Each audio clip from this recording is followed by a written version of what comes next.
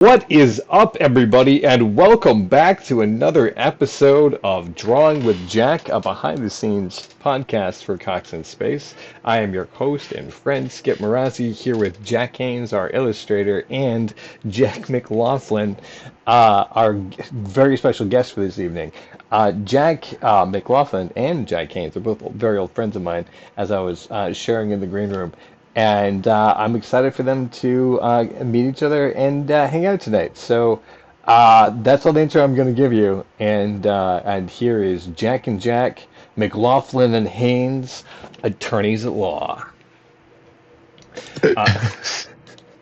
Jack, McLaughlin, how are you?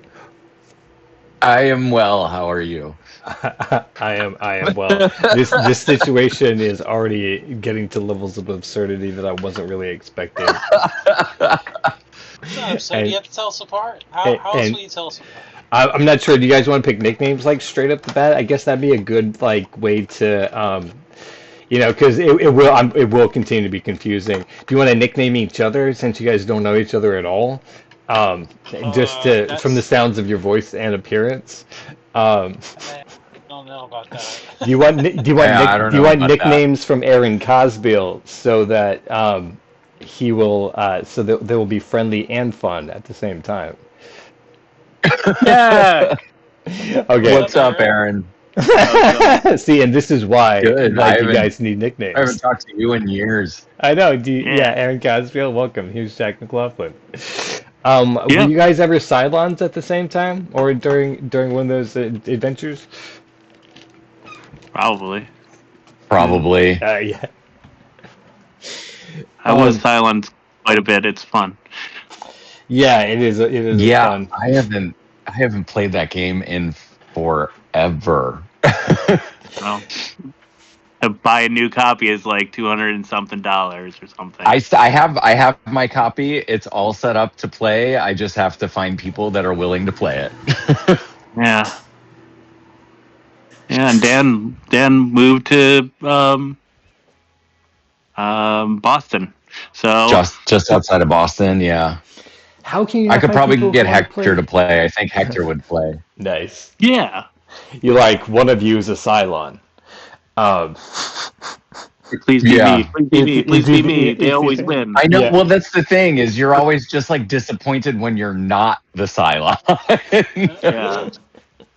But you've won as a human though, right? Like as a team of humans. I've won as both, yeah.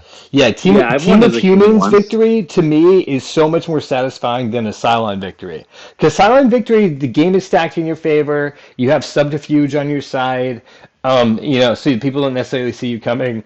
And then you also have possibly a hidden ally. And you can get other people killed off by casting aspersions on them. You know what I mean? So you got a lot of advantage as a Cylon, but humans, they're almost fucked from the beginning of the game. You have to get a good roll, you have to work together, you have to get stuff done in order to win that game. And some people don't want to work together because they either don't fully understand the concept of the game, or they're well, I don't want to get rid of my good cards. Or save them for a better time. Or they don't. Or they think that they might turn into a Cylon anyways. They don't want to screw their future selves. Right. And now we know Aaron's reasoning in the game. So he's much more reliable in the second half when he finds out he's human. Yep. I still think my favorite character to turn Cylon is Starbuck. That's a good position, very tactical. Well, it's super tactical, and she has CAG powers, so it's if you're out in space, and you get an additional move as a CAG. The first thing you do is you just move the ships away from what they were actually doing, and then you're oh hey, I'm a Cylon. Screw you. Right. Unzipped. And then now they've got to figure it out. So I guess that kind of answers our question of what. So Jack, of course, Drawing with Jack is named after him, and Jack McLaughlin, we understand, is not the Cylon, in quotes. So maybe at the halfway mark of the show, he'll unzip and we'll find out that he is a Cylon. But for right now, he's definitely not the Cylon, unless you'd prefer to go Starbuck. We could call you Starbuck on the show. You can just call me Starbuck. All right, Starbuck it is then. All right, so we've got Jack and Starbuck. We've got you, and maybe halfway through he might unzip, and we realize, oh my God, how much power have we given this man in this conversation? Is he going to take all of our defenses at one go? He might. He might. You better watch out. I just might. Anybody got any frozen waffles for this toaster? Hey! Wow. Okay, that was a wind up and swing, and it landed. That I did not even see that one coming. I was like, "Where is he going with this?" Just sideways, call into a conversation. Right. So with that introduction and that out of the way, I think that Starbuck, I think that squarely puts us in an understanding of where we are in this conversation. So, right. Jack, is that suitable? Of course, you remaining the Jack in the Drawing with Jack, since you're the one drawing. I didn't really covet the name. Jack McLaughlin could have easily remained Jack, but if he is comfortable being called Starbuck, more power to him. I was going to say that, Starbuck didn't unzip. She just vanished. Right. She just vanished. Fair. Yeah, if you're talking official lore. You guys found Earth, and now I'm the fuck out of here. Right. Poof? Right. She poofed. Yeah, exactly. Wait, you're dead. You're not dead. You're a ghost. You're not a ghost. Who are you? Yeah, what are you? Space and time. You, too pretty to take out of the show. Yeah, that's what she was. Yeah, she was too pretty to take out of the show, and her ending is insanely ambiguous. Yeah. And the creators didn't like any of the like the fan theories. So they didn't make any of those canon, like her being the daughter of Seven, Daniel, who was the artist, that got that you never actually got to see. Okay. Well, that would be weird. Yeah. That would be very strange. Because didn't he have her kidnapped for like a season? Yeah. Kidnapped by him for like a season? Wasn't that Daniel? Oh, so they're saying that was him kidnapping his own creation to like traumatize her into like leaving him and joining the humans for real to help them. I don't like that. Okay, no. Point it out that way. Weak theory. Weak theory. We never see Seven. Seven gets boxed before we the start of the show, so we never see Daniel Seven in the show. In the show. Yeah. I mean, explicitly. I mean, the fan theory is that she is Seven, right? Oh, is that? Or at least the child. The child. Okay. Gotcha. I'm all confused. So it's funny because like literally the other day I was biking home and I was like, man, I kind of want to watch Battlestar again. But that second season is rough. Yeah. Is that where they're like on the other Earth and they're trying to like make it in the muck? Yeah. And Saul has one eye. And it clearly fell victim to the writer's strike at the time. Yeah. Yeah. So it was just like super slow and like dragged out, and you just get these like episodes that you're like, what? Yeah, facts. That's why I was like, as a fan, I was like, okay, we're not in space anymore, which is the thing I liked. And I was like glad they finally took off again. Even though, more bizarre things happen. They left the planet. They took off. They're dogfighting again. They're not dogfighting again. Right. The president has cancer? Question mark. Oh, jeez, yeah, she did. she made it. She saw the herds of elephant riding over the African plains, and you know, Yeah. passed in peace. So yeah, good on her uh, for that. Um, yeah, there it's an interesting concept. There's a lot of twists and turns for sure in that. Um, Fun cast. Of course, the who's a Cylon question, as always. Why does that I girl mean, come back again? Why is she impetuously hot? which one are we talking about? The one in the red dress with the blonde hair, who's just like you're like it's like there's Oh, no reason for Yeah. you to be like like I stand out as a superior human, like in all the way that she like stands and dresses and moves. You're like yeah. who's the Cylon in this crowd? Is it her who's acting like she's superior to all the humans? She was in the very first scene of the show, Really? and I mean, really set the tone for the, I don't know, like The it's scene just where the the Earth is exposition. blowing up? Yeah. No, it's like a space station. It's such a weird concept. So it's like a space station Oh, where the prequel miniseries.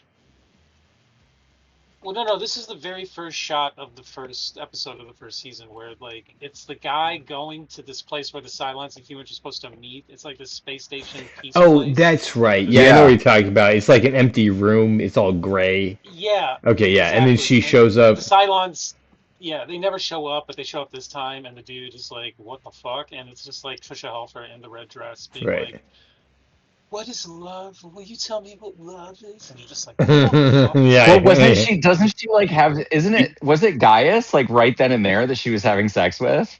I don't think so. Like this is some Earth representatives in the station where Yeah. he's like getting made out with, and he's like, "What the fuck is happening?" And then Right. they blow up the space station, and that's them on the way to Caprica to do the thing. But then yeah, So then It then it is a killer cuts to opening. Gaius, yeah. Right. Then it cuts to Gaius, yeah, like And he's like, going off Okay. to balls deep. Yeah, so like I he's said, like, it has been so what? long. Yeah. Um, yeah, that show was so great. right, and it's right. So of course that's why she. I mean, she is the way that she is because it's TV, and they're trying to catch her attention Right. right now. For sure. Yeah. Well, Uh, you also like they, already tip you off too, because like that scene, the first time she like is having sex, like undressed, and you see her from the back, and Oh like yeah. her spine glows red. that's right. Yeah, we're like, oh, there's something wrong. Um, Like, Yeah. but so they don't as a know that viewer, you we know. immediately know, like, yeah, Yeah. This bitch a it's like, toaster. yeah, this toaster glows. That's Yeah, toaster. that is a sure sign when the spine starts pulsating light. Yeah. Usually only happens when approaching climax, I guess. Like, Right. Hey. Right. I'm just like, it seems like if it's supposed to be mysterious, that's really bad design if they're interested in right, seducing anyone. right. I Yeah, mean, like that's nobody's gonna Right. know unless you seduce them, which seems to be like a pretty common No, tactic. she's just very particular about missionary position. Right, she's like, no, but no, always, but no, honey, but She's like, no. I'm sorry, no, you are not flipping me over. Like, Right. not happening. And then all of a sudden you find out she's real muscular, and you're like, how are yeah, you no, no. throwing me around like this? Yeah. Right. You seem very interested in making sure we face each other. Right, For yeah, no exactly. reason, just, No I reason.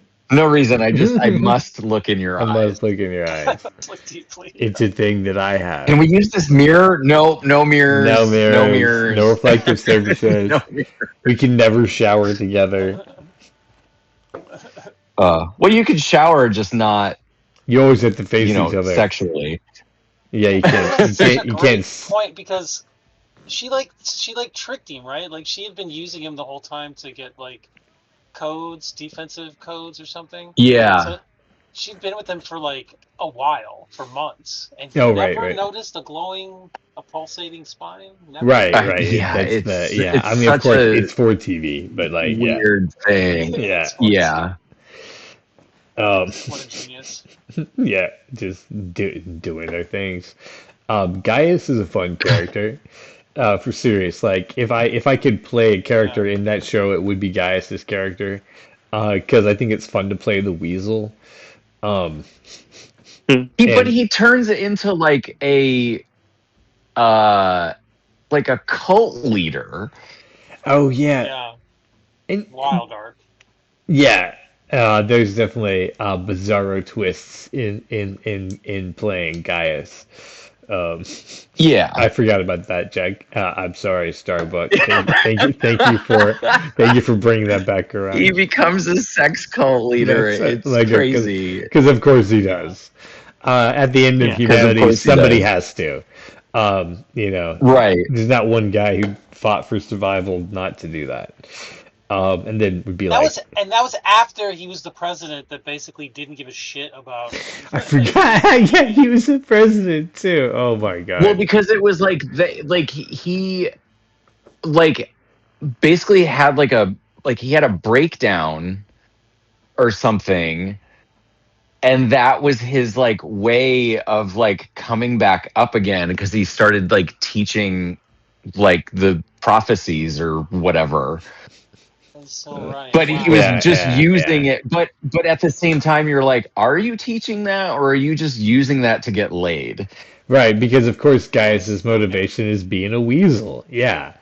Because he Oh, was being a weasel. he's just Yeah, a he's a weasel. weasel. Like that's Yeah. his You character. meet him, and so like, and that's the thing. Like, they do take him on that arc where you're like, he's public representation, right? Yeah, he is. You feel kind of sorry for him, but at the end of the day, he comes back to being himself. Yeah, leader of a sex cult.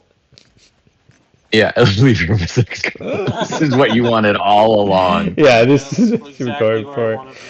Guys, Wasn't there like a threat that he was gonna be a Cylon, and then it turns out he's actually not at all? He's just a devious goddamn human.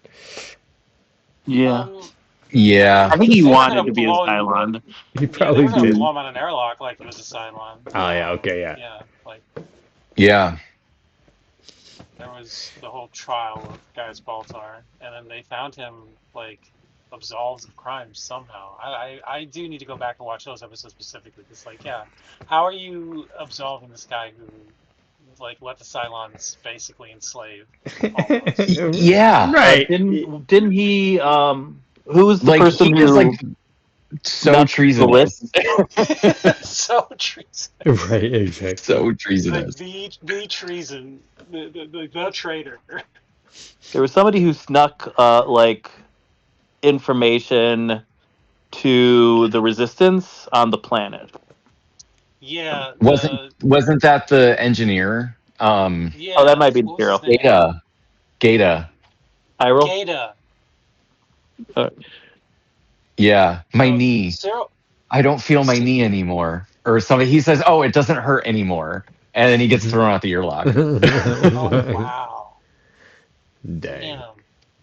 Damn. Gata does? Yeah. In the last Oh my God. season, they find out that him and there was like another guy basically were aiding the Cylons, and like something happened to him. He like hurt his knee or something. There was like an explosion, and he got like his knee got hurt, and then it got infected. So he was like limping around for like a bunch of episodes, and then they find out that he's like, aiding the Cylons, and it was like I said, it was towards the end. They were just throwing everybody out the airlock, and Wow. it was like him and like one other person, that were just like, no, you're done. Like you don't get to stick around in the brig. Like you're just going out the airlock, and he's sitting there, and there's this quiet scene, and he just like reaches down and he grabs his knee, and he's like, it doesn't hurt anymore, and he just and the door opens. Oh wow. Dang, Wow. dude. Yeah. I vaguely remember that, but yeah, like that's so like I would not want that fate for Gata after everything that he went through, but I guess Yeah. sometimes you gotta roll a hard six. Right. Okay, He we all. did not. so say we all. He did not. So just as a quick recount, when was the last time that you guys have seen Battlestar Galactica, the series? Jack, uh, Dude. you own it. Oh, me? Yeah. Yeah, I own it. But I haven't watched it so recently. I think the last time that I watched it was probably in 2020, Fair. I Okay. want to say. Cool. Cool. Yeah, like not like real super recently, but it was just the first season. So that's like the thing that's like I pretty much remember. It's just the first Fair. season. Fair. Like, and that is fun. The first season is pretty fun. It shows a lot of potential The for the first show. season is so much fun. Starbuck, you said you're going to go back to watch the show. When was the last time you saw it? Me? Yeah. Geez. 2018, maybe. Okay, gotcha. 2018, 2019, literally whatever the last time that it was streaming on something. I think the last time it was streaming, it was on Netflix, and I And this watched it is then. right. And you watched the whole thing through? Yeah, Nice. Okay, gotcha. yeah. I Nice. don't know how I did it because, like I said, there are some freaking awful episodes. Yeah, and when you know that they don't mean anything in the bigger picture, I'm sure you're like, why are we even watching this? Like, why are we watching this? Exactly. Oh, Yeah, the one of the worst episodes is the what the heck was his name? Um he's like uh the son of the captain, Oh, um, Apollo. there you go. Apollo. Nice. And he like starts doing drugs, and basically the entire episode takes place on the one of his civilian ships, and he falls in love with a prostitute, and like the prostitute has a daughter, and he's like trying to get money and food for her so she can like take care of her daughter, and she's just like, dude, just like leave me alone. And he gets all like sucked into drugs and all this shit. It is a terrible episode, but it's fun to watch because it's so bad. Dude, that does sound terrible. I It's vaguely remember what you're talking about. He got like they had him in like a fat suit too, right? Like he got like kind of fat. he had him in a fat Oh, suit too. yeah, I yeah. forgot all about that. Yeah. Which is Yeah, there so was like a weird whole thing to thing forget with him in a because fat yeah, suit. it's a big deal. But yeah, no, what? Why? Well, I think that was the thing Why? too, is like one of the expansions for the game, like there were two different Apollos, and you're just like, oh, do you want to be like hot Apollo, or you want to be fat Apollo? That's so funny. That's so funny. But Fat Apollo was politics, and He was politics, yeah, Yeah. which makes sense. He gets Yeah. bonus points in so they all of can't his fit into a checks. Viper anymore. Yeah. Yeah. Oh man, so funny. Just so Oh. ridiculous. Let's take this hot guy and throw him in a fat Put him suit. in a fat Yeah, suit, like like I mean, just it's like very obvious too. Like they had one right. shot of him where they're just trying to establish that he's like, lost it, and they show him like from the ground up in the locker, and you just see like the fake rubber fat. And it's just like Yeah. the way you just like the way that someone moves when you can tell they're like in this suit. Like I don't know, like it just looks so It's funny. so funny. Clearly rubber. And the dude is normally, yeah, like he's super hot, super jacked, super ripped. Like I like can't see not an ounce of fat on the man. From that to just fat suit, Fat suit.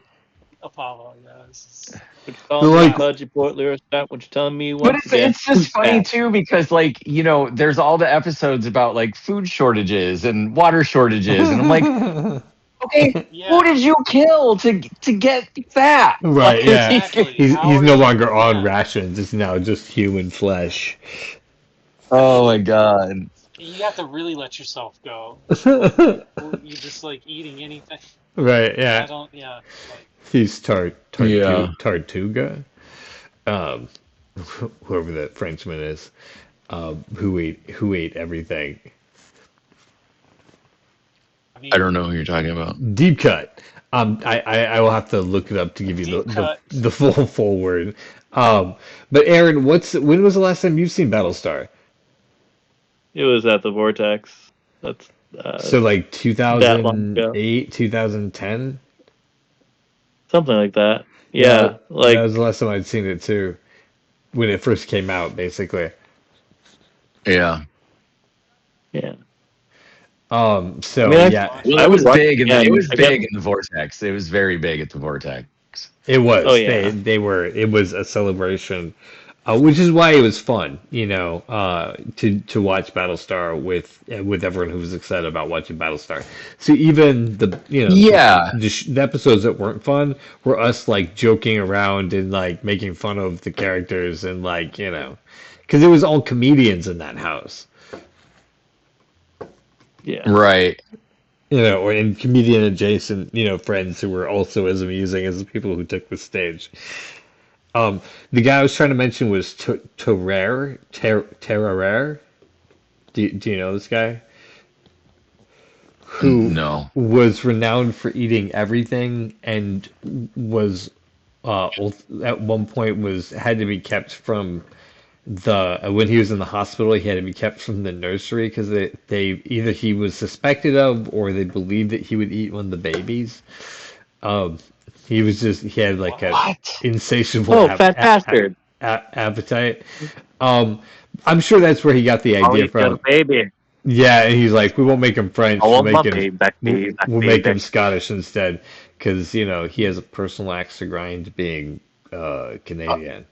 Oh, this is like late 1700s. Okay. Yeah, it's not like I was like, hey, the guy that was living recently? But I just thought like because of his lore and your love for gruesomeness, Starbuck, that you would. So if you don't, there's a fun fact. To rare. How the hell do you say this? Terrier. I don't know. My French is very Terrier. bad. It could be.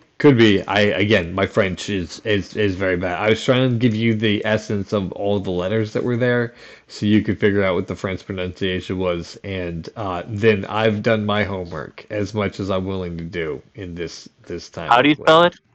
It's Tarrare. I mean, and not everyone has to do the homework. I really could have done more. I suppose I was just it was merely an aside about a man who could eat a lot of things, and how Oh wait. Apollo was that man. Harare. Oh, that would make more sense. Yeah, in French. Yeah. Yeah, Terrare.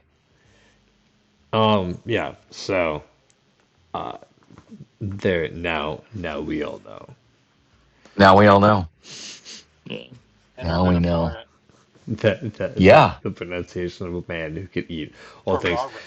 Ferrari. Starbuck, thank you for coming and joining us. That was super fun to talk about all those things. I wanted to the last time you were on one of the shows, we talked about Cronenberg, and so it was like more of like a about a subject sort of thing. But I wanted to like talk Yeah. about you and your art for this episode, if that was cool. Um, so, um, where do you want to start with that? What got you started with art? I guess is the first big question I've never asked you and would kind of like to know. How did I get started doing it? Yeah, when was it that you're like, oh, Oof. this is real fun, or like whatever it is. Um, Definitely when I was a kid. Okay.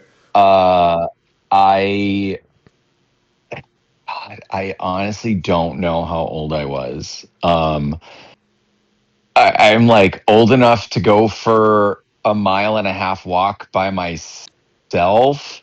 Okay. In So the that's the, 80s. yeah, I was gonna say Which that's the, like, basically meant, oh, you're 4 years old. Go. and pick up some cigarettes while you're out. Yeah, I feel like I bought cigarettes for somebody once. Cigarettes in a 6-pack. Here's their ID. Here's a note that I have. Right. Um, It's definitely not for me. but yeah, like I was definitely a kid. I don't think I was a teenager yet, Okay. but I remember like very much wanting to draw or like do stuff. I was just I don't know, like there was something that I was just like I really want to do something like this.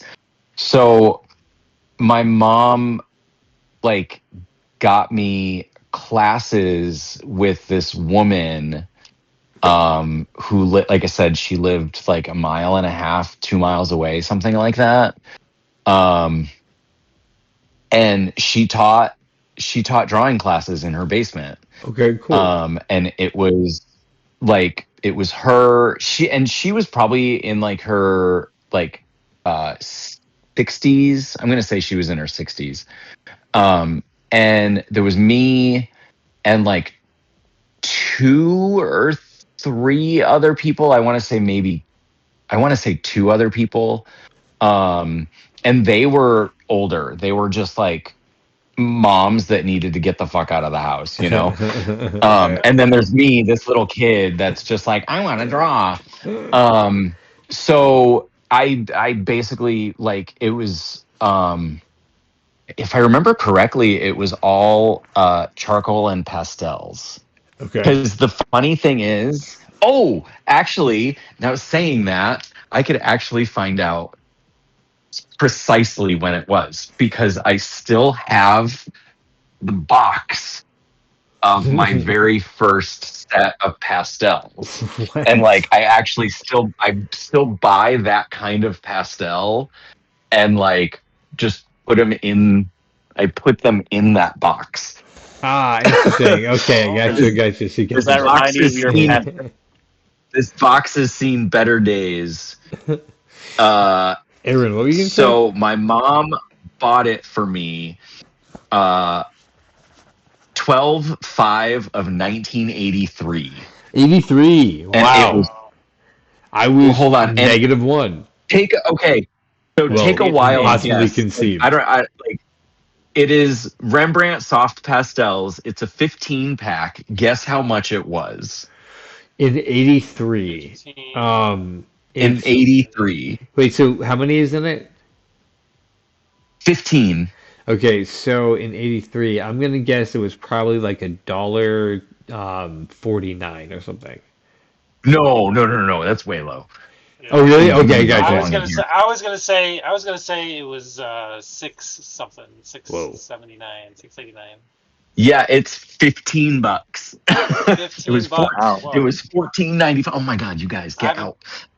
And bought okay, so pastels in a long time, so give us reference. When you buy that pack and refill it, what's it cost you now?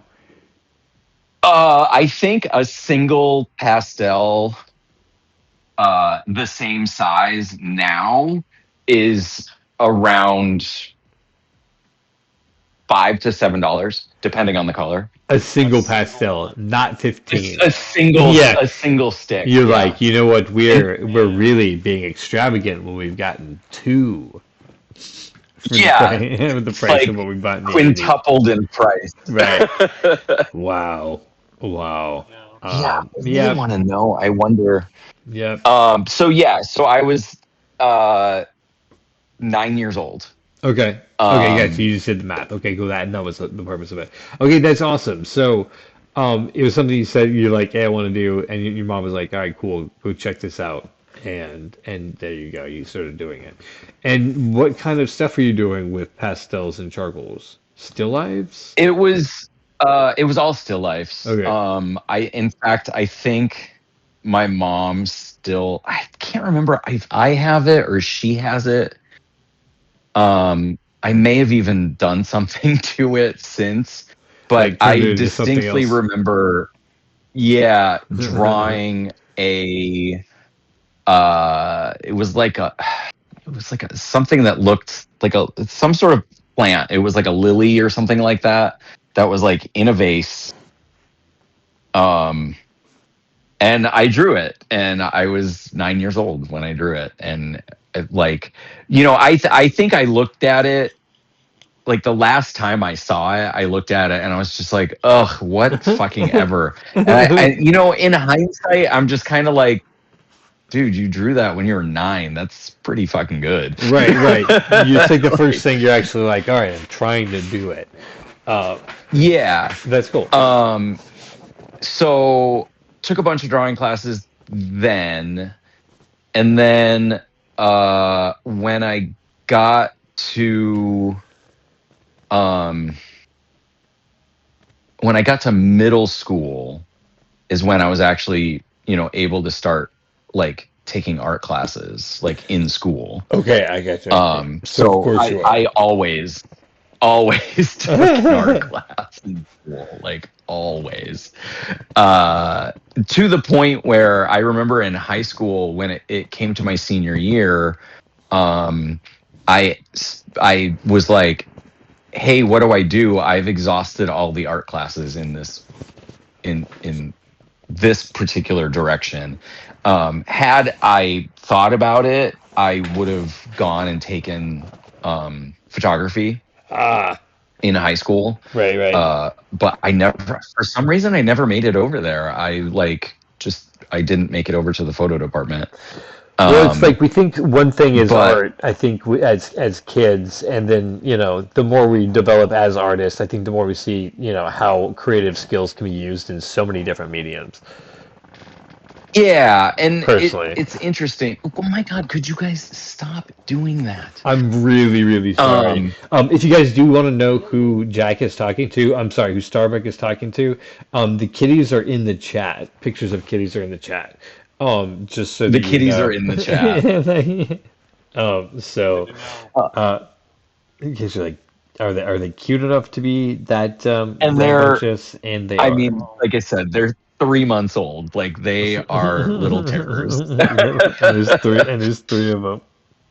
And there's 3 of them. One of them looks like they just woke up, and the other ones are like, I want to eat your popcorn. We don't need to fast forward too far to deviate, but what what possessed you to get 3 little kitties at the same time? So somebody brought them to work one day, and I was there. I don't even do this job anymore, but like somebody brought the kittens to work one day, and I like had to go over to like the wood shop. And as I was like walking over to the wood shop, somebody passes me and they're like, hey, there's kittens in scenic. And I was like, what? And they're like, there's kittens in the scenic department. And I was like, oh my God, I'm heading that direction anyway. So I go over there, and sure enough, there's these 3 kittens in there. And they were like babies, like super babies. Like I think they were maybe 2 weeks old. They were super tiny. Way too young to be weaned. Holy crap. Super duper tiny. Like they were being like hand fed, like because you had to hand feed them. Yeah, you have to. Yeah. But I was like, and so I had told myself that I really wanted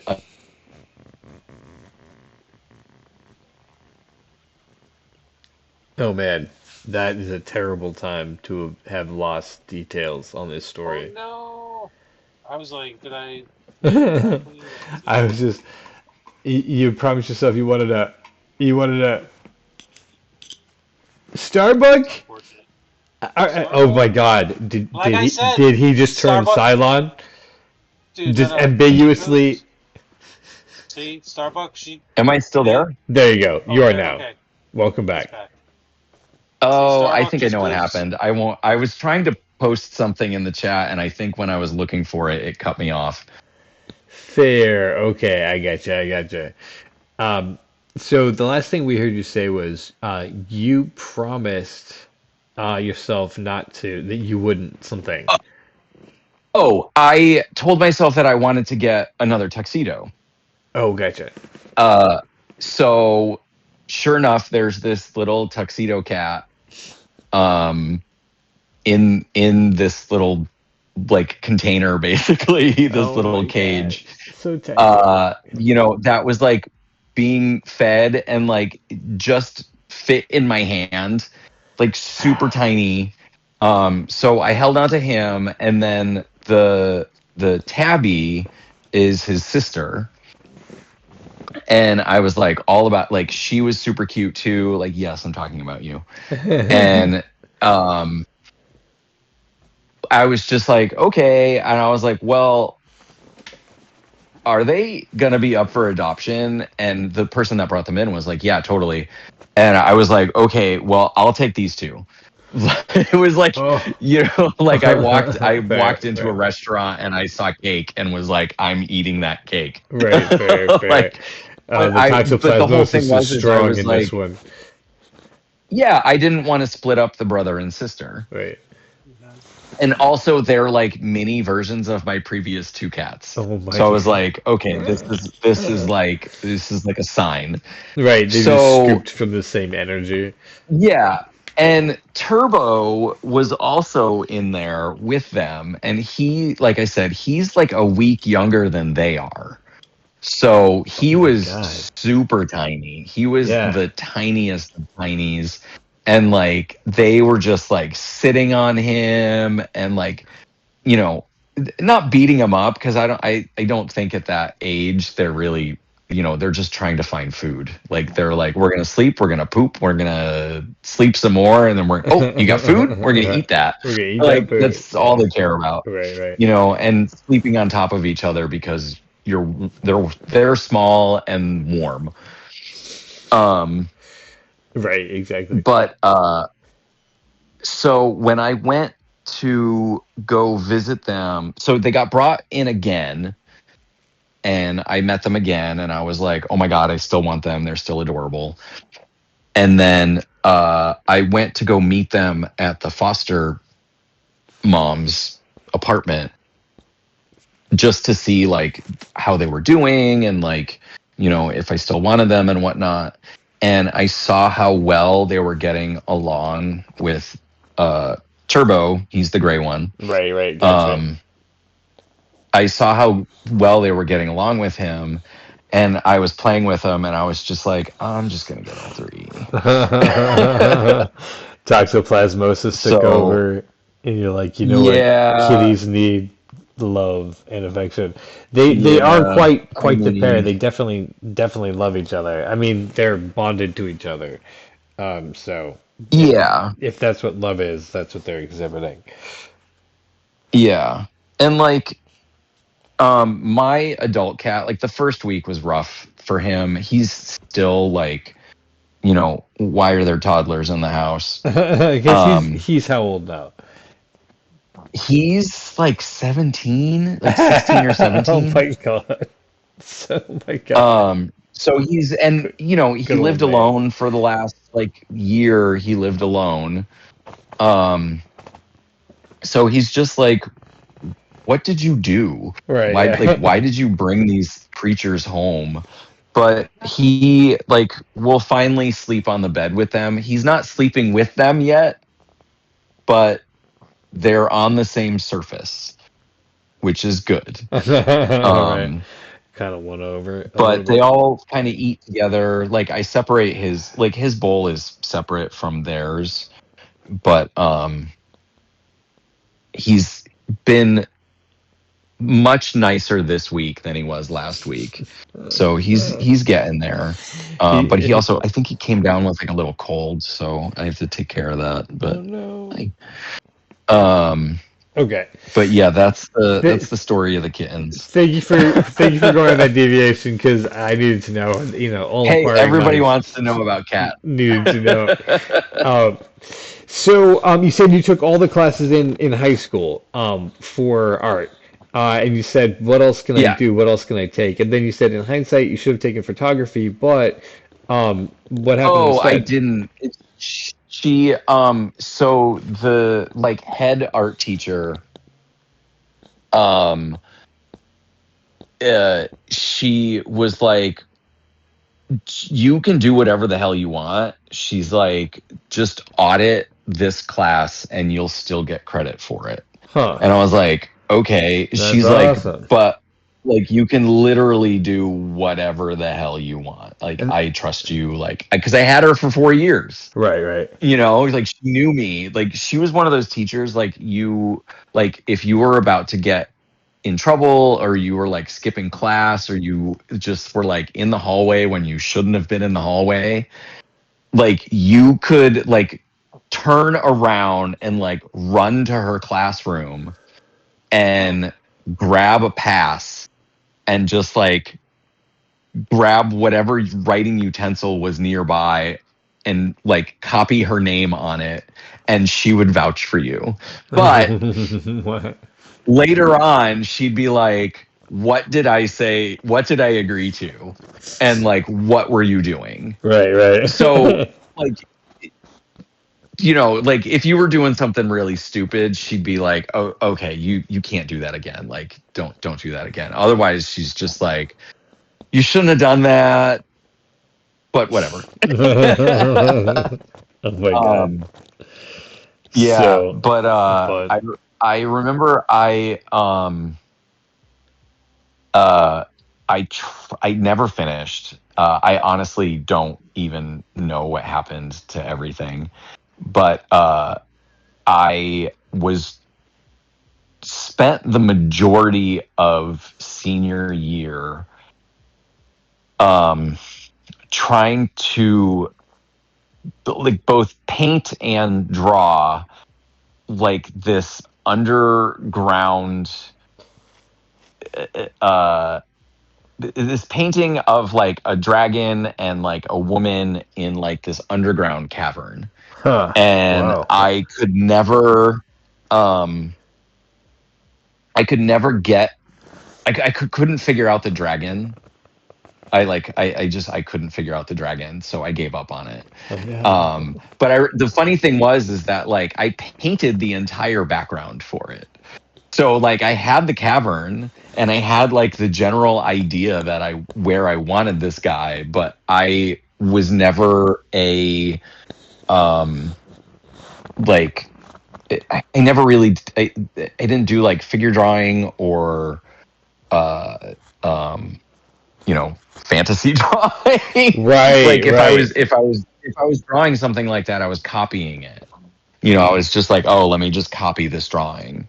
Huh. And I probably wasn't doing enough of it. Like even today, I don't draw anywhere near as much as I should. Actually, I just don't draw.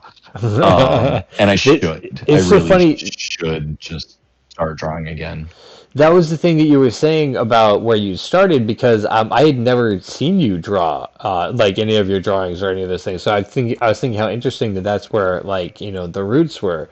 For context, Starbuck here, known more as Mixed Media Jack, where you can find mixedmediajack.art, and Jack McLaughlin is mixed media as his name says. It's his more modern stuff. I'm gonna pop it up on the screen just real quick.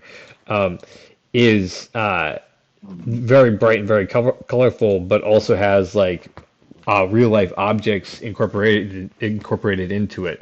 It's more of a sculpture and a painting combined than it is anything that you would draw. And there's so many other things that doesn't hardly sum up your work, Starbuck. So I Yeah, apologize for the it's pretty hard weakness. because like people will ask me, they're like, oh, what do you do? Hmm. And I've finally at least like limited it to one sentence. What is that um sentence? I'm sure I know that I missed which it. is it's basically just like when somebody asks, like I can like limit it down and I'm just like mixed media abstract sculptural paintings. That is a correct summary of it. Um, yeah, they're with reviews. They're both thought provoking and eye catching. That I will give you, especially with your most modern work. So that's why I do love your work so much. Not just as a fan of, as a friend of yours, but like I own one of your paintings because like it's one of the I see it every day and it's always catching my attention. So. Nice. Yeah. So that's just to fast forward a little bit, just to be like, to me, to hear the context of like it started with drawing and painting, and then became so much different than that. So interesting. Yeah, which is crazy because like I did so much drawing in, middle school and high school. Like you had to draw, like take classes, and they're all drawing classes. And then, like when when I was taking classes at community college, they were like, I took some painting classes, but there was like there was a painting class, there was a sculpture class, there was a figure drawing class, which I loved.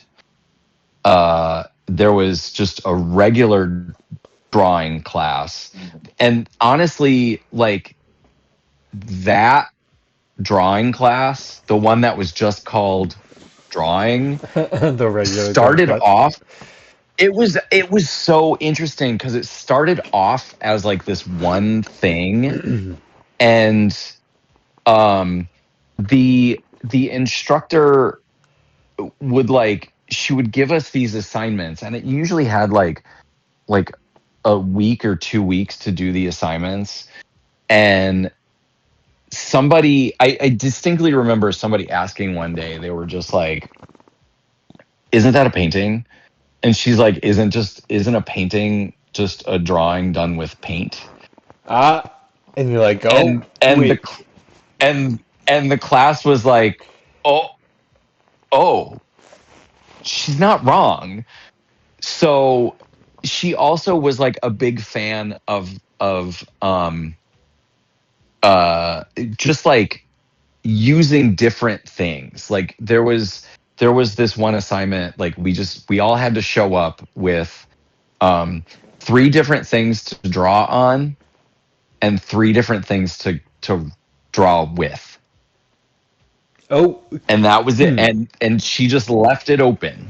okay. She was just 3 like, I don't different want you to things to bring draw a with. pencil. I don't want you to bring a pencil and a piece of paper. I want you to bring 3 different things to draw on and 3 different things to draw with. And the class would share. Okay, And okay, fair. dude, people brought the wildest stuff. Like one guy's, like his dad is like a contractor. So, and he'd been like doing all this like roofing work. So he brought like roofing stuff. So he like brought tar paper, That's and awesome. we drew on tar paper with paint markers. And the paint markers reacted with the tar in the paper, and it changed the color of like the paint. It was so cool. Interesting. Um, You wouldn't have expected that. and like no, and like some stuff didn't work. Like I think I brought a piece of vellum in Hmm. because like the thing with vellum is like one side is that like slick, like plasticky side, Yeah. and then the other side is like sort of frosted almost, and Yeah, it's got okay. like some grit to it. Yeah, yeah. And I did this whole drawing with that stuff because it was really cool because you could draw on both sides of it, and like it would show through. Right. Okay. Gotcha. And the both sides would have you get the texture from one on one and one on the other from Yeah, the it two was different it sides. was really interesting. And like because it was, because it's transparent, I then also drew on a piece of paper and like stacked the two. Ooh, okay. So it was like, even though it was 2 layers, it ended up looking like it was 3 layers. But you give it a third layer because you're working on both sides of the single layer as well. Yeah. The funny thing is oh my God, the idea of that piece too, because the whole thing was done. It was just, I think it was done with black and red. I might have used some like gesso or something just as like a white, but I remember that that entire drawing had to do with priests. What? And it was just, yeah, dude, there was just like text. I think there were like lines of scripture in there. It was, Oh yeah, because this like, is people this were is just like 97, 98, right? When that all was of that is coming out. probably, Because you said you were 9 yeah, in 83. because yeah, and I was taking, yeah, it's I went to 95. community. I didn't go to community college right after high school. So it probably was like around like 95, like 95, somewhere between 95 and 97. So topical. Yeah, because all that's Topical. coming out. Yeah, it's like you're like, oh, all these Catholic priests are being like a lot of adults are coming out being like, yeah, me too. Yeah. It was like, wow. Yeah, it was like the pre-Me Too movement. Yeah, it's crazy. Right. I still have that drawing somewhere. At a community college, But, people are looking and being like, all right, Starbuck, that's wild. Yeah, especially in like northwestern Connecticut, you're just like, everybody's Catholic. Yeah. Wow. It's quite a statement there for sure. Is crazy. But yeah, that teacher, that sparked it. I still to this day, I very much owe like a nod of thanks to Judy McElhone to being one of the better art teachers I had. Like she was just so cool and just so open to being like, this is just use stuff. She was the one that taught me how to make gel medium skins, and I still to this day use those things. Like I won't just like print something out and then slap it on. I'm like, no, I'll print it out and then make a gel medium skin out of it and then take the paper off and have like this image. Yep. Because it becomes transparent that way, but you could still fuck around with the gel medium. There's just like so many different things you could do with it. I love it. I absolutely love it. And she's the one that taught the class how to do it. And it's something that shows up a lot in your work as well. So you do love it. I've like as soon as you called it out, I was like, oh yeah, that's very common. Like if you're gonna be like, what's Jack McLaughlin's one of his signatures, you'd be like the gel medium. The gel medium skins. The way that you print the things to put where you want it, and like you get it to take up the space. It's because it's pretty modern a way of doing things. Like to use a printer and to create graphics for your structured. I'm sorry, your wow, words are failing. Too many thoughts. No, you're fine. It's funny that this sculpture gel medium skins came up. Of course, it came up though. But one of the last shows that I had was at this like cider brewery, they whatever. Make cider. Yeah, okay, gotcha. They made cider. Yeah, they don't exist anymore, but they made cider. Said.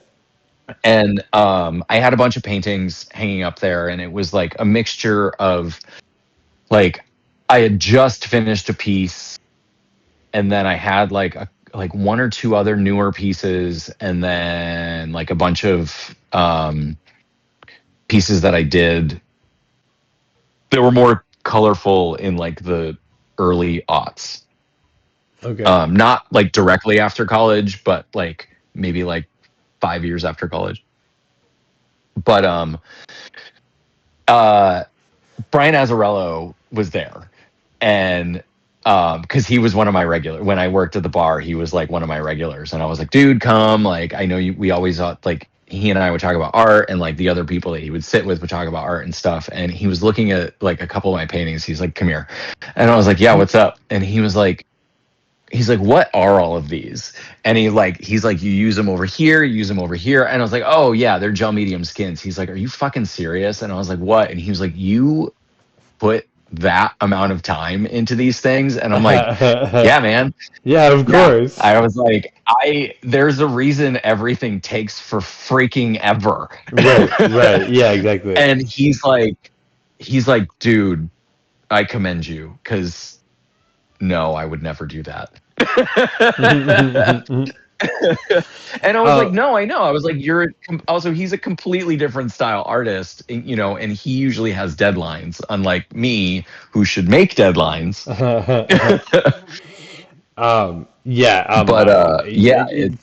That's an interesting thing. To fill everyone in on you who know who he is. Brian Azzarello is a comic book artist. Correct? That's the one you're talking about. Yeah, he's a comic book artist. Okay. Yeah. 100 Bullets, Hellblazer, El Diablo. I'm looking at his Wikipedia right now. He's written some Batman, a bunch of Batman, apparently. So bunch of Batman. He was known for Superman and Wonder Woman as well, writing those or drawing for them. Is that what it is? Drawing. Okay, I got you. He also writes though. He does write. He actually wrote the screenplay to a couple of the Batman movies, like the cartoon ones. Oh, yeah, he's credited for writing the Killing Joke adaptation. Yeah. Which I was like, dang, that's that is pretty notable. Right? Yeah. So respect. So yeah, he's looking at your work and being like, dang, like that's a lot of work. I think that's the thing that I really appreciate about your work as well, is that you can see that it's not just put together. You know, it's not just like this is blue on white. You know, something like that. But you're looking like, dang, there's a lot of little details in your work. You're gonna have to remind me of the painting about the crossing circles and about how we met up. Being a great example. It's not meet me at the corner. Interference. No, it's either, I think it's intersection.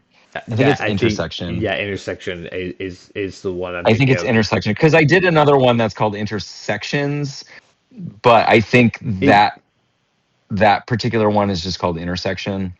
And there's exactly, and it's based on the same idea, right? Because I think I saw you building it, like, because it was when we were hanging out. You know, we had just met each other, and just seeing you like cut the foam so that you could have layers that go up, and then like depth into your painting as well, where the sections, where the circles intersect. There's a ton of stuff on here. Like, I had to. Like, there's a single bike tire in here that I had to cut in half. Isn't there a saw in that? There's a saw. There's a saw blade from a tabletop saw cut in half that I had to cut in half. And the crazy thing was I had to cut these things in like perfect 50-50. Like the bike tire, whatever. I was like, if I screw this up, I have others. But this, like the saw, I was like, dude, you got one go. Yeah, cutting a saw blade, and you're doing it with like an angle grinder, right? I used an angle grinder. Yeah. Oh my god! I think I went through like 4 blades of an angle grinder because those things are not meant to be cut. Yeah, that's not the point. They do the cutting. 100%. They do the cutting, yeah.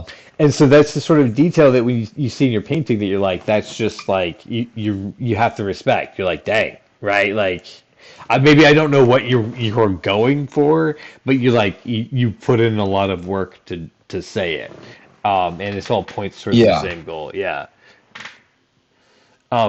And I So think that's interesting. I'm kind of glad that you said that because, like, I that is something very hard to get across when you do something like abstract paintings, because you're like, okay, I have this idea, and there it is. Like, that painting is that idea, right, and then I'm like, okay, I now need to name it in such a way that somehow, if if people aren't getting the idea from the visual, they can look at the title and then maybe get something off of that. But it's also like, like, it's interesting, like, going into a museum and like seeing the two different types of people. Or, well, I guess there's three different types of people that will like go to a museum and look at a painting or a sculpture or whatever.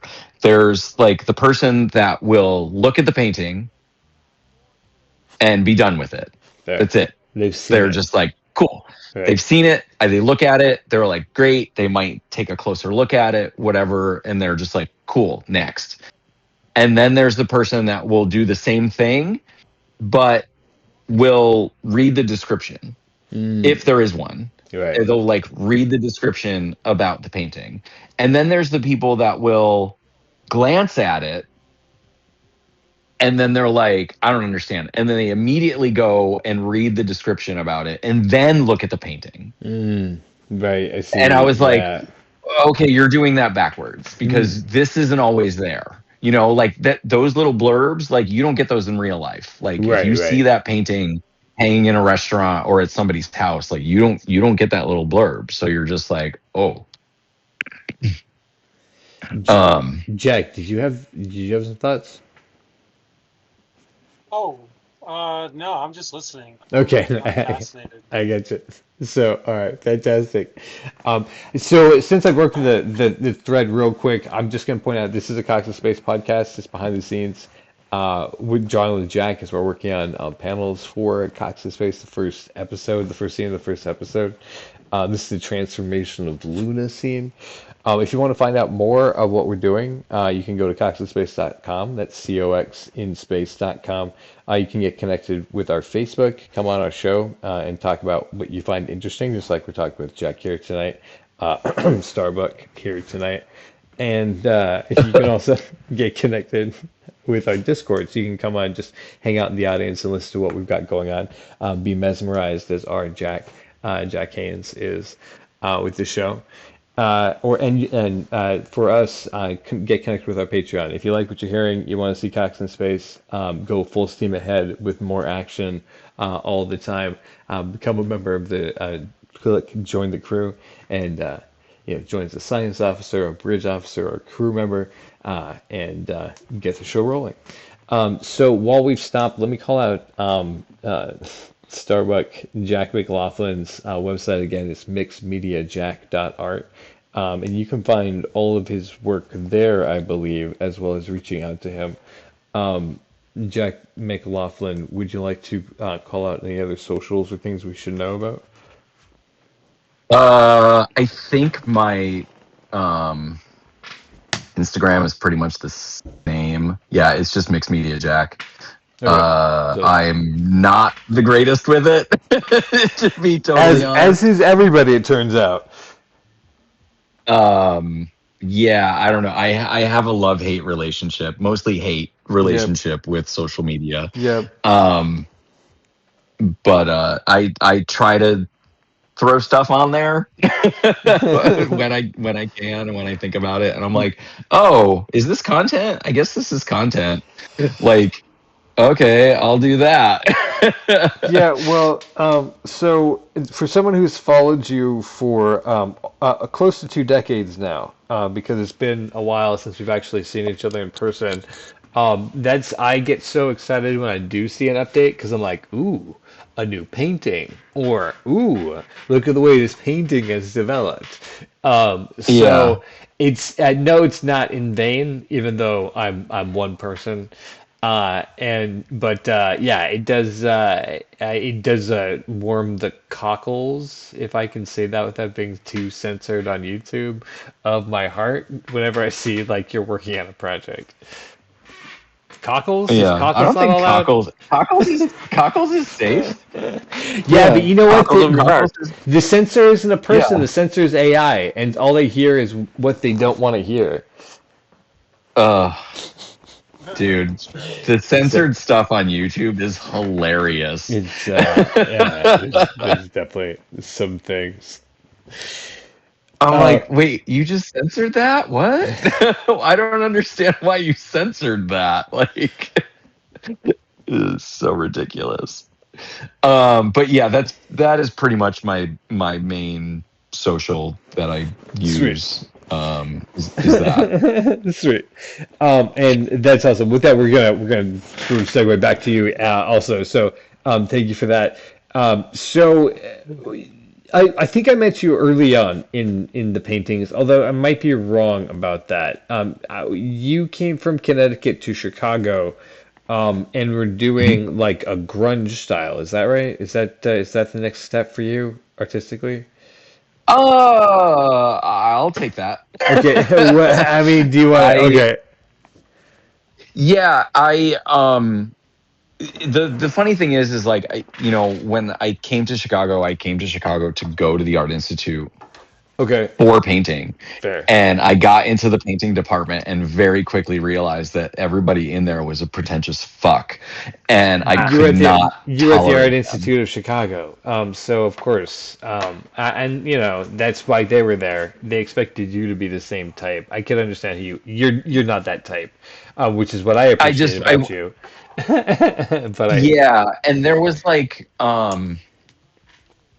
there was other stuff going on as well, like the the school.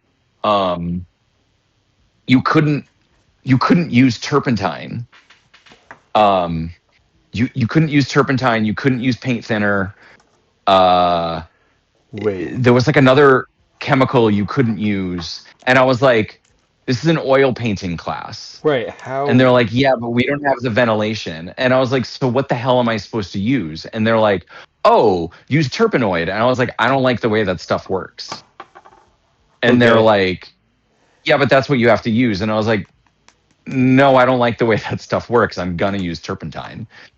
So So people what? started getting on my shit about using turpentine. I was like, it's a freaking painting class. Like, this is a massive, major school in the art school in the US. And they're Right. like, you can't use turpentine. You can't use turpentine. So what's the difference? I How does it was work between turpentine and turpenoid? There was just something like turpenoid just didn't work as well to me. It's been so long. Right. I Right. don't use turpenoid because I just Right. didn't. Right. And honestly, I thought the smell of turpenoid was even worse than turpentine. So I was like, it's like whatever. They were just like no mineral spirits and blah blah blah, like all this stuff, and I was like, oh my god. Wow. I was like, it doesn't really matter. So after that semester, I took other art classes. I took a couple semesters of graphic design Okay. because I really liked graphic design. I was actually very good at graphic design, and I uh, didn't want to sell my soul Right. to become a graphic designer.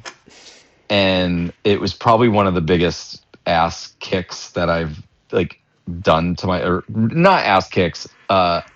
I feel like I shot myself in the foot with that.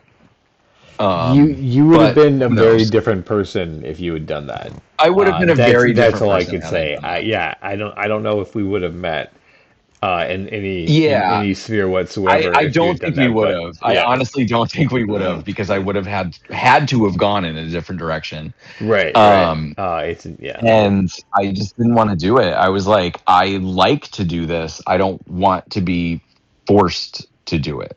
Hmm. Um, so yeah, so I took some graphic design classes. I took foundry classes, which I loved. Oh, like forging things. And then like not forging, but like you build something and you make a positive and then you make a negative and then you fill that negative with metal.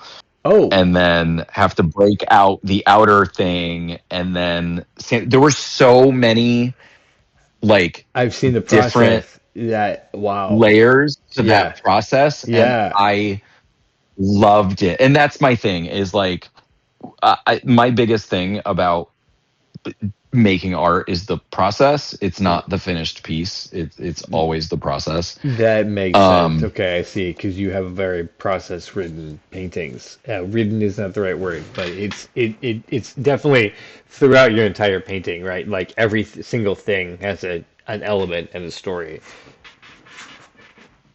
Yeah, exactly. So loved that. I took some ceramic classes, which I loved. There's just like currently in my current situation, there's, monetary reasons why I do not do certain things. But like I took a little bit of all of that and I use it in my paintings. So you can see like design work. Like you could see design happening. Absolutely. Yeah, absolutely. I was thinking that. Yeah. Like yeah, so when I graduated, I remember I did these 3 paintings that I think they had to do with my car. It was such a random thing. But I had like all this like paperwork and stuff from the car that I had, and I had gotten rid of it because I didn't need it. And then I was like, oh, let me make like a little memorial to my car. And I like did these like 3 paintings on like found wood that were all based around the idea of my friggin' car. Is such a random fucking thing. Right. Well, yeah. But yeah. It was just nice to they were the first things that I did after college. So, there was no one standing over me being like, oh, you can't do that or you can't do this. Like that kind of thing, It's just like, what are you doing? Like there was no one there to say no or critique it in some such way. Right. Freedom. And then I used like some of the most toxic fucking stuff out there to like paint these things. So I made those, and then I still used similar materials as I, was kind of like growing and moving forward. So I like need to go back and look at some of these things. You talk about like that your older work, yeah. Yeah, just my older work. So like, yeah, I did like those pieces of my car, and then I did a couple pieces because I was a courier after I graduated. So there was a couple pieces like based on being a courier.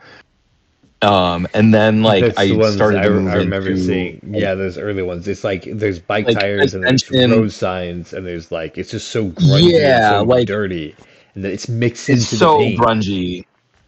And like Ascension was like the last real grungy one that I did.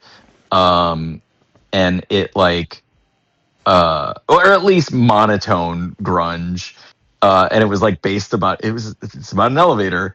But then there's like, a piece like I also like made a piece that was like interchangeable. It could be hung on any side, but there were like 4 pieces. They just needed to be hung next to each other. But yeah, I still kept doing that. Like you said, like grungy, dirty bits. There's like text and images, and the funny thing is very graphically designed, like very designed paintings, even though it's just like dirty.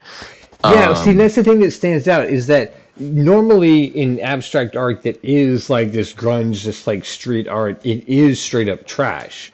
But the thing is that stands out that caught me immediately because we were working. I think I first saw them because we were working at the Brown Elephant together. Um, Yeah. and like I saw them, and it was like they were grungy and they were dirty, but everything was deliberately placed, and you could tell it was on purpose. Like it's done with intention, Yes. right? And so that's why I was like, oh, this isn't just, my brain turned out something. This is that, someone saw a vision, wanted it specifically, and made it. And to me, that's Yeah. become a defining factor in what art is like setting out with an idea and then reaching for that idea and achieving it. So yeah, even in the early stuff, which is yeah, again, it's like it, I will. We have talked about the stuff you do now, which is just to me just it's mind blowing. Like the reason I had to have your painting was because I couldn't stop thinking about it and all the details in it. Like it like locked into my Yeah. brain and just kept like turning. So Which um, and that was just from a picture of it. yeah, that's what happened. You posted on Facebook. This is what I'm saying about, your social media posts is that you just was like, hey, I finished this. And I was like, oh, that's cool. And scrolled past it. And then I scrolled back up and I was like, that's pretty cool. And then I looked at it again. And I was like, clicked on the link. And I was like, that's cool. And then I like tried to get on with my day, but it just kept being like, hey, guy, this Hey, painting. Yeah. look at me. Yeah. Think about me. And so yeah, it is mesmerizing. All these paintings that we bring up, I'll bring them up on the screen in the edited version so people can see them as well. Um, but so okay, so you were doing that. So it was you were intentionally making paintings using techniques that you learned in painting, and then talking about your environment, right? Your car broke down. There's another early one I Yeah. remember that's like it's black and white, and there's like a battery cable that's running between two or three panels. Oh Uh, yeah, that one that was transference of mobility. It starts with a it was bike into a car into a Yeah. bike. Yeah, that's right. It's a fun series of paintings. Um, I do so kind of like that piece. yeah, it is a good piece. And it's simple, but again, it's that the battery cable itself, the jumper cables are placed in such a way that you can see that it's done on purpose and it matches up to the curve of the tires on both sides. So Yeah. yeah, and I think it's maybe spray paint you use on the top of a black canvas or a Uh, dude, those things, that piece started off as a completely different color. In fact, there was a lot more color to it, which if you're ever able to like really get up close to it, like you could sort of see it on my website that there's some of the colors popping through in places. Okay. But it's basically gray, like gray and white with some orange. But yeah, Oh, there's right. definitely You know spray what? paint involved in there. Like Years because I ago, I used remember you the I pointed it used out. yeah, I used the spray paint in such a way that it would like almost make things kind of glow. Yeah.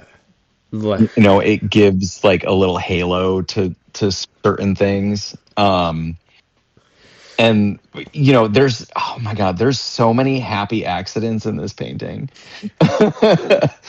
So many happy accidents. There's like this orange line that goes from one piece directly across to the other. It's just this horizontal line, and it was supposed to be like a perfect horizontal line, but the nature of the material, or the nature of the stuff that I was using, which was resin, is like, no, we're gonna bleed. We're just gonna bleed everywhere. I was like, oh yep, that is what resin does. Right.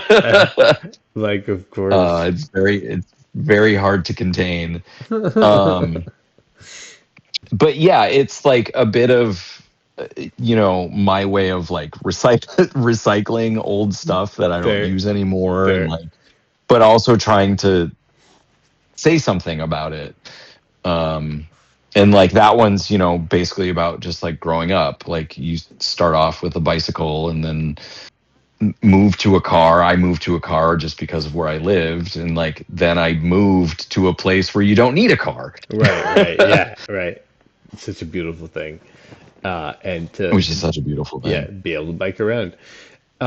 So I want. There's so many more pieces that I love from the early stuff that I've seen, but I don't want to. We have about half hour left, and I don't want to miss out on what I kind of consider like your middle era, and then the more modern stuff that you're doing now. So Yeah. is it cool if we transition into that and talk about what you started doing? No, And for sure. Which is there something in particular you want to so like know we about? I went into a hermithood where I was seeking the truth of an idea, and so I missed some of the stuff that happened. But what I caught up with was um, after I had seen you do all this grungy kind of work. I saw you start doing some like very highly technical design work that you can tell it could like hang in a doctor's office or like in a hotel room. Like it's Yeah. like that sort of stuff. Do you know which era I'm talking about? I know you lived it, and it's not so much an era for you as like you were just Are you talking about the stuff that I'm doing now, or like just before just that? before it. That's the. So what moved you in that direction, I guess, is the biggest question from what you had done to say like aspects of Essentia. This is essentially the era I'm thinking of. Um, Okay, which is okay. like very highly technical, like crisp and clean colors, like tight Yeah. lines. Um,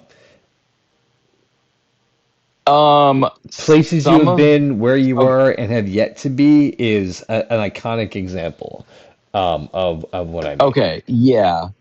So it, the it's sort of I guess sort of I guess the impetus for it is if you go back and look, there's two sister pieces called Directionality of Being Okay, I know and what then is actually. Directionality of Being number two. Okay, yes, yes, I'm with you.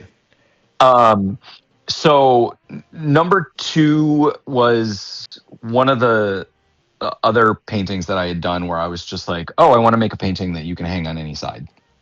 Okay. Um, Oh, you and mean any side up? if like any side can be up in that painting, Yes. Okay, gotcha. and uh, the the whole idea behind those both of those pieces is just generally about being lost, um, and take that for whatever you want, whether it's, you know, lost in the woods, lost in the world, lost in your head, just being freaking lost. Right, right. Um, Any side could be up. and any side can be up. Which is like even the sign is both, it says both left and right at the same time. Like Not helpful at all. and Right, thank you. not helpful at all. Like there's like that green in there is like the compass points, like the degrees of compass points. There's other stuff. There's like a map in there. It's very hard to see in the in that one, but there is a map in there. But those two pieces, they, you know, they sort of have that like central point. Yes. And previous to that, I had done like I had done like a series of collages that were called You're Here.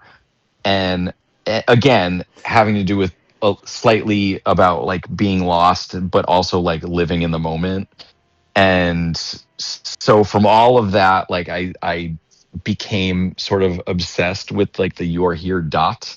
Like when you are lost Yes. somewhere and you can go Where look are at a you? map and it Right. says you are here.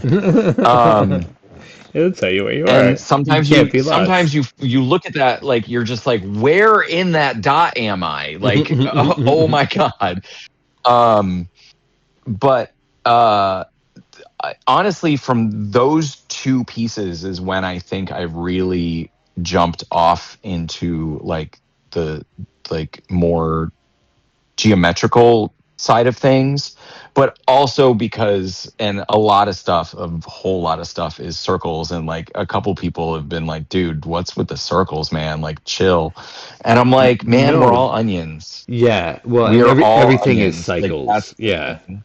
And We're everything is cycles and things come back around, right. and We're I on a was like, planet I'm that not, spins. Yeah. yeah, Like I'm not stopping with the circles. it's you know yeah, But it's a shape that has a force that like all the points push it in on itself. That's what's cool about yeah. circles. Yeah. So yeah. And like so then like when I went to like aspects of Essentia, um I just tried to like pare down the idea of like what does it mean to be like an individual with other people around you, but Okay. also like what is your like basic makeup. And yet like when you look at those, like each piece in the series has the same patterns in them. It's just different parts of the pattern, and each pattern is supposed to be just sort of like we all have that in us.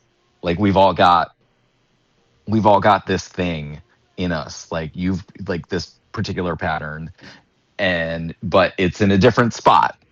Gotcha. You're talking about So like it's like, our cultural biases and like yeah, the way that we yeah, like experience the world. And okay, I got you. I'm with you. yeah, like you could be like, oh, okay, like this section, this diamond pattern is religion, and we all have a different view on religion. Right, right. But that's what it is. So it's just sort of like that. It's like it's not anything specific. It's just like we all have these. We all have like the same stuff. We're all built out of the same thing. Like we're all Right. fucking stardust, Right. like that whole thing. And it's just like we all have different upbringing, and like even two people grown up in the same spot at the same time, like will be different. Right, right. But you might have some similarities. And then, but then, yeah, that's when I went to like places you have been where you are and have yet to be. Those pieces are, back to the whole like each piece could be hung on any side, but it's also two-sided. Oh, Like that piece is double-sided. that's really cool. This is sort of It detail, Starbuck, that like would be like it's unnecessary. This is what the comic book artist told you. He says, "Good on you for doing all that detail, but like you can only do one side at a time, right?" So yeah. yeah, but really like awesome because then so many choices. What I think is really cool is you can see this progression because I see what you're talking about. Because you're talking about who we are like to each other, and you just come from the phase of being lost with the directionality of being, but you go and you do meet me on the corner and diverge at the crossroads and intersections, kind of as like leading up to that, right? Because that's along the Yeah, same which is idea. It's funny. like, sorry, you please continue. Um, no, I was just gonna say like those like three pieces, like meet me on the corner and diverge at a crossroad were, just kind of like based on, I guess, a relationship. Like even, it wasn't a true relation. I don't know. We all have relationships, We're but it was just like, interrelated to people, is I think is what you're saying, yeah, right? we were Yeah. interrelated to people. And it's just like, there was this like, oh, meet me on the corner, and you end up like really liking this person, and you really want to hang out with them, and like things are going great and stuff is wonderful, and you're just like, yeah, like this is awesome. But then you diverge, and it is, you both come to, for lack of a better term, like a crossroad, where you're just like, nope, I'm going this way, you're going that way, like Right. we got to split. Right. And it's funny because corners are, crossroads.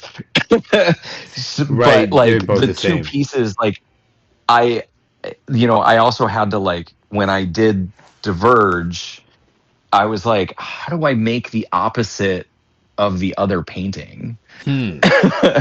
Oh, right. So I whereas see. like that one, like they both have like signs in them that stick out, but the placement of where it is lifted sort of helps to split, like, oh, this is the opposite of that.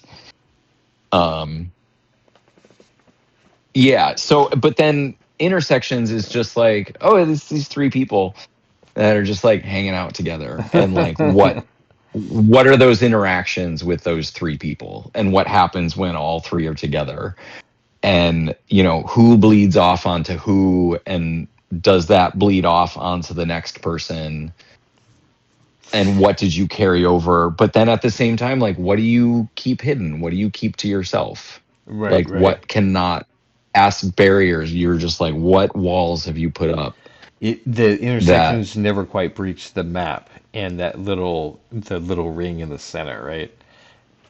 Yeah, exactly. There's Yeah, like, we're all oh, you've onions. opened up to these like people, but there's still this like, oh, you've got this. It's like these three individuals have almost created like their own little wall between all three of them, um, which is just kind of interesting, and like, and that is people. That's people. That's I how was gonna people say, yeah. interact. There's a measurement of social dynamics in a painting. Yeah, 100%. Not what you get on the first aspect, and that's where I love that. Also, you have all the details in it. The maps and the letters, and this is the one that I saw you building with the foam and the depth in the foam, where those little Yeah, things are hidden. Um, yeah, and that's why. Yeah, I guess I'm surprised that you went into these very clean. With the aspects of Essentia, and then you sort of come out the other side as you're doing places where you are and have yet to be that which makes us and our poisonous trail. That's when I started like really noticing again. I was like, I see how the hidden, like the found objects and the like really clean line work are coming together. yeah, but all that stuff is still in there. Yeah, 100%, right? Um, it's like there, and then also like so you're using it. You can see that you have built up all those maps, but then also you put them behind like a layer of paint, so that you can see that that work was done, and at the same time it becomes the texture when you step away from the painting. That's Yeah, yeah, um, like mwah. It's so tasty. yeah.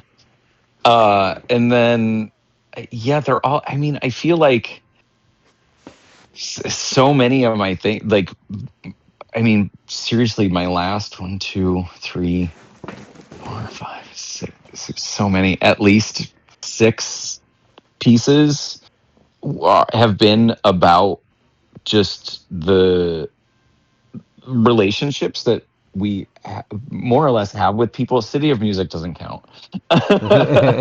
um, City of Music doesn't count. There's a different story behind that, but like Ring and Influential and Encompassment, like those are just like two similar people bumping into each other and like talking, but you're just like, each one is ever so slightly different, and they're just like, instead of like the two intersection pieces where they're like laid out next to each other, Wait, it's almost as if they're laid out on top of each other.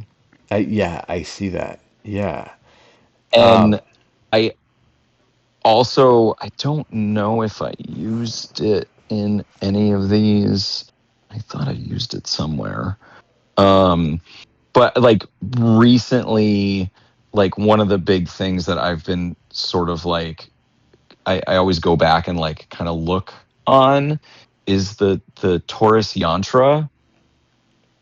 I'm gonna drew it up. So let me.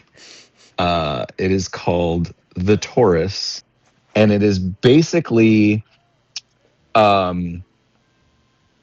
if you took if you took a point, in the center of your being, basically like your solar plexus. Yes. And you drew a circle off of that point, so it radiates out of you and comes back to the same point, so you just have that circle. Does that make sense? Yes. And then you keep making those circles, so you basically just have like all these circles like in their own circle, like going around you. If you look at that from above, it creates this thing called a torus, and it's basically here's the thing. It is a rotating circle around a line tangent to it, creates a torus, and it basically looks like a spirograph. Right, that's where so it's just they like speculate circle. Yeah. One of the possible shapes of the universe is a torus shaped. Yeah. Yeah. And like it, like the center of it is basically like almost like a black hole. Like it's like everything gets sucked into this tiny little point and then gets blown back out again from the other side. Yeah. But it's also just sort of like the energy that people put off. And right, because as above, so below, right? Yeah, Alex Gray uses the shit out of the Taurus. Like all of his paintings are pretty much based off the Taurus. Like if you go and look, Alex Gray of what's the band? No, it's not a band. Okay. No, he's an artist. Sorry, he's an artist. He does very like spiritual art, for lack of a better term. His stuff is very spiritual. Yes, like he's actually he is the one. He did a bunch of band covers for wow. Damn it. It's like it is Tool. Tool is one. No. Tool is one. No, okay. Yeah, it looks exactly like Tool covers. And I'm yeah. Oh, it was Tool. Yeah, that's like so yeah. Because that's when you start talking about like he's building in the shape of the torus. I was like, yeah, that would totally make sense. Yeah, because we're interference patterns. That's what we are. And you're talking about how humans are interference patterns, and so is everything else that we interact with, but socially also. Yeah. And yeah, so that's just been like sort of added to my it's like repertoire of ideas that get thrown into paintings. Which it's just sort of in there. Because I like that pattern. I like the way that pattern just sort of flows, and I like try to use it, I guess. Yeah. Yeah, and then the funny thing is on the flip side, like the other pieces that I'll do are like based about animals and how we kind of treat our planet like shit. Which like, is also why you are here is that whole series of that, a lot of stuff. Yeah, that entire You Are Here series is based on that. Yeah. I believe. Yeah. Do you still have like? Didn't you have postcards of that series at one point that you could get like the whole set? I should make postcards of that set. That's a really great idea. I thought I'd seen and handled like a set of postcards you had, maybe as a prophetic vision of the things you have. Yeah, no, because they're very epic. It's an endangered species that you put on there with that You Are Here dot torn off, and then there's something else like a biochemical. They are fuck. It's the tangents and cosines and sines. What the hell is that called? Logarithms. Log tables. They're log tables. Yeah. They're log tables. Fun. And it's funny because like the first set of those that I did, actually the very first one I did doesn't have a log table on it. But all the other ones do. And I remember my childhood friend, I think she actually owns one of them. She messaged me and she was like, "These are really beautiful. I don't get it."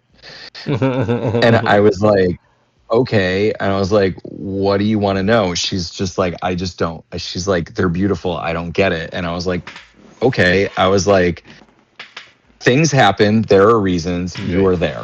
And that was all I gave her. Yeah. And she was like, "What?" And I was like, just take each of those sentences as they are. And each one is in there. There's 3 things on each one. There are 3 sentences. There's things happen. There are reasons. You are there. You were there. And she was just like, "What the hell?" And I was like, "Dude, math can solve everything. I don't know. People don't always know how. Right. But math can probably do it." What you told your friend is the only consolation we get, really, right? Like, things happen. Yeah. You know, right? There are Exactly. reasons. They Like, might not things be great happen. reasons, but there are reasons for those things. Yeah. Yeah. And here you are And, in like, your situation now. The images for the first set of that series that I did, I wish I knew who the artist's name was because I just flat out cut these out of a fucking book. But the cool thing is that all of these images are of animals mating. Like from number, what is it? Number 1 to 12. Yeah, 1 to 12. Like, so the first dozen that I made are all images of animals mating. And then the next 2 that I did were 2 animals that have gone extinct, but one of them has recently been found. They got reintroduced from captivity. They got reintroduced from captivity back in several countries. It got found in Poland. And then that was 13 and 14. And then 15 through 21 are all it is an animal from each of the continents. There's 7 continents, right? Is that how that works? That is. Yeah, there's an animal from each continent that has gone extinct. There you go. This one's remembered. And some of, if not all of that, is because of human involvement. There you go. The dodo, I think the dodo just sucked. That was us overhunting them and taking their eggs and eating them. Now they were a yard bird that didn't have a whole lot of natural defenses, and apparently were tasty, the way they gobbled them up. But yeah. So there's a little story behind each one, and I found these images and I found what their skeletons looked like, and put the 2 together. But yeah, that's such a fantastic combination. Razor cut out those skeletons also. So Starbuck, we are running out of time, and there's one painting that I want to talk about in particular because I believe it's a crowning achievement of yours. If only for sheer veracity of will, and you know that I'm talking about Symbiosis. Oh, Jesus Christ. Okay.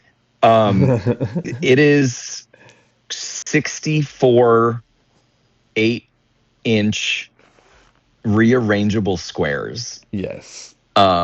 Each square can be hung on any of its 4 sides. And it can be connected any way you want to the other 64 squares. Yeah, a painting you can and rearrange at your choice. Yeah. It is a painting that you can rearrange at will. Yeah. It has like a ton of depth to it because most of it is it's all been like laser cut. Like everything was laser cut. So you talk about the engraving that's laser cut into it? Everything, like literally everything. Like they were engraved, they were cut out, like all the pieces were cut out. They were cut on the laser. That's right. With my laser printer. Like all the engravings were done with it, and like I had to like figure out, I was like, okay, these are gonna be white. So I would like paint it white, and then I would throw it through the thing so it would engrave, and when it would come out it'd still be white, and then like, okay, these are black, and like, do those black. And then I had to remember which way was up, which is not easy. So there was like a couple like a little couple mistakes in there, but you could see the torus in these. Absolutely. But because it is so many circles. It is so many circles, and there's like the image of the torus is one of the layers. There's basically only 4 images. Wait, 1, 2, 3, 4. Yeah, there's 4 images used your piece, but they are on different levels, and they are either like a positive or a negative of that image. Yeah, and each one's basically like a mandala of its own thing, and there's, oh my god, there's so much happening in this. To try to quickly run through this. Well, I was trying to help you out a little bit. I threw it into the chat so at least some people can have an idea of what it looks like. Just so that you have some grip on it. But then please continue your description. Yeah, I just super quick. Like there's like a map on the lower level of each one. I think there's a total of 64 divided by 4, something like that. There's like I used the same map 16, for 4 squares. 16 squares. Yeah, so like you could, if you find them, you can put together 4 squares, and they'll be the same. They'll be the correct map.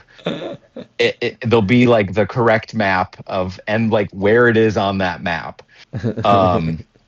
Slight shifts, but overall it's basically, I'm looking at the map of Chicago, or I'm looking at the map of Australia. Right. Fun. And then there's like skulls and spines in there. I think there's a brain in there, which I used that same image of the brain in a bunch of other paintings. Yeah, the one I have a short of, yeah. Yeah, there's the torus. That's the intersecting lines in there.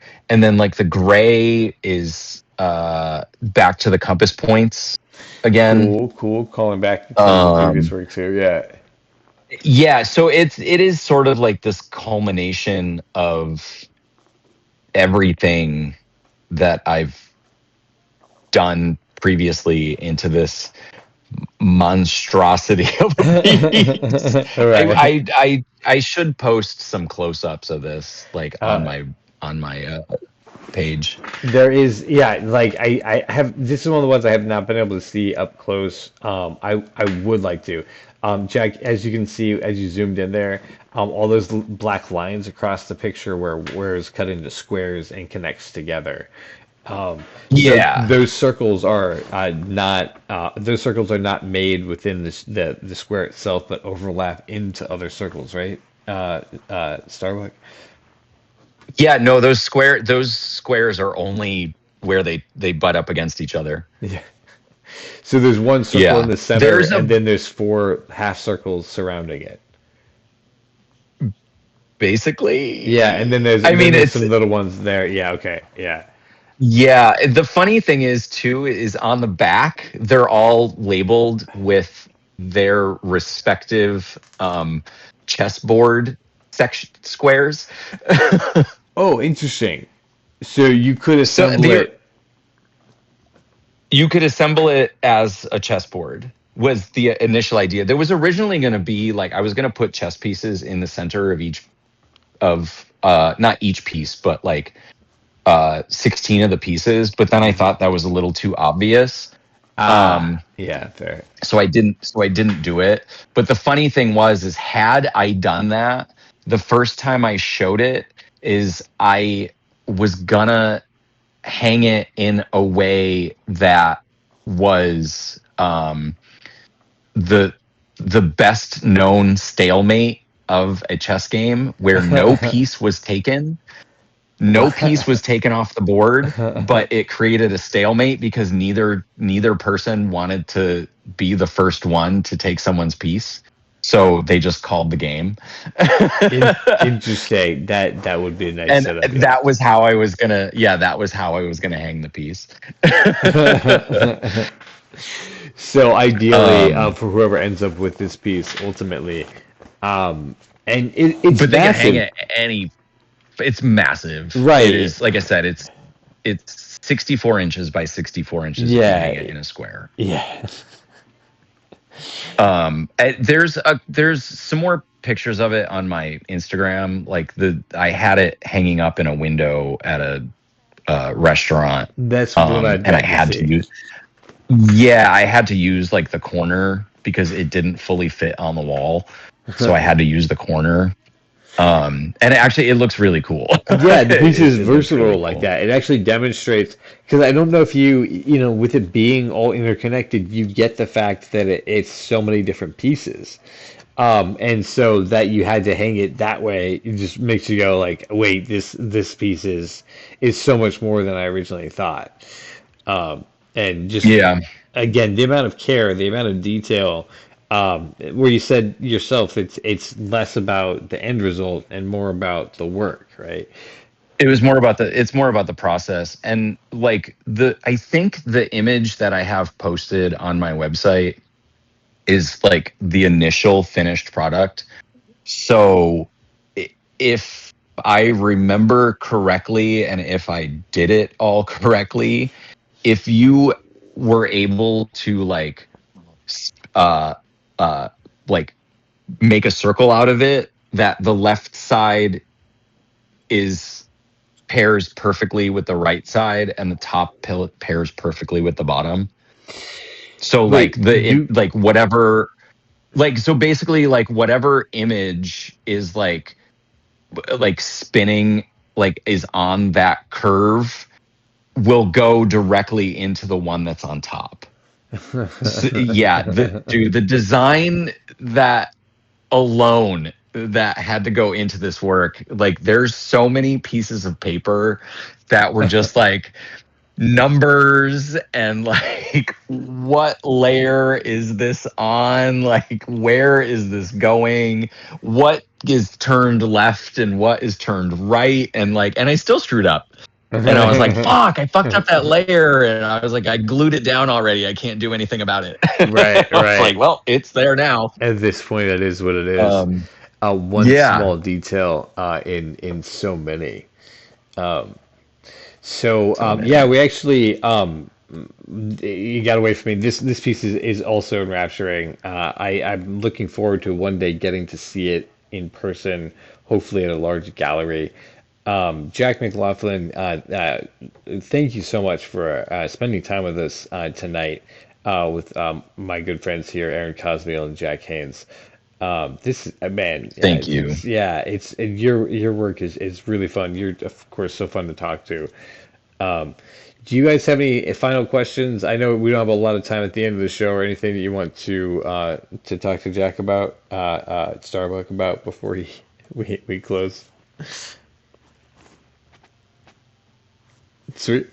All right, From me. that's a note from Jack. Jack, the clothes on the cats are looking great. I think Thank you. just a fun.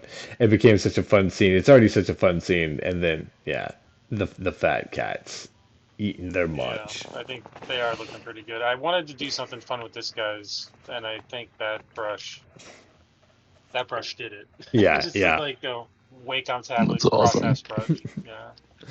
100%. G- Super cool. yeah, guys. To the audience who has been listening, thank you for tuning in with us. This has been a Cox in Space behind the scenes podcast, Drawing with Jack. I am your host and friend, Skip Marazzi, here with Jack Canes, Jack McLaughlin, and Aaron Cosbiel. Jack Canes you can find on Twitch, twitch.tv/Kopasu to watch all of his streaming there. Jack McLaughlin, look at mixedmediajack.art to check out his paintings and get in contact if you want something commissioned. And of course, Aaron Cosville, you can find at the Professor of Comedy to book him and find his show dates. You can find all the stuff we do at coxinspace.com. I thank you so much for being here, and we will see you later. Good night. Later.